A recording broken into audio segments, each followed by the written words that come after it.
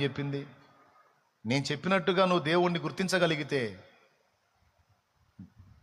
నోరు తెరచి హాయిగా దేవుణ్ణి ఆరాధించుకుంటాం, మహింపరుచుకుంటాం. ఎందుకంటే దేవుడు మన ఉన్నతినే కోరతాడు కానీ మన నాశనాన్ని కోరడు. మన అభివృద్ధినే కోరతాడు కానీ మన పతనాన్ని కోరడు.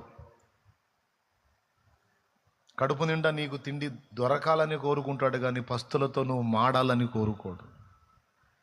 శ్రేష్టమైన వస్త్రం నువ్వు తొడగాలని కోరుకుంటాడు కానీ చింకి పాతర బతుకులను నువ్వు పొంది ఉండాలని దేవుడు కోరుకోడు. స్థిరమైన నివాసములో నీవు నెమ్మదిగా బతకాలనే కోరుకుంటాడు నా తండ్రి కానీ నిలవరమైన నివాసము లేని స్థితిలో నీవు ఆయిల్లో తిరుగుతా పిల్లి కాపురం చేయాలని కోరుకోడు.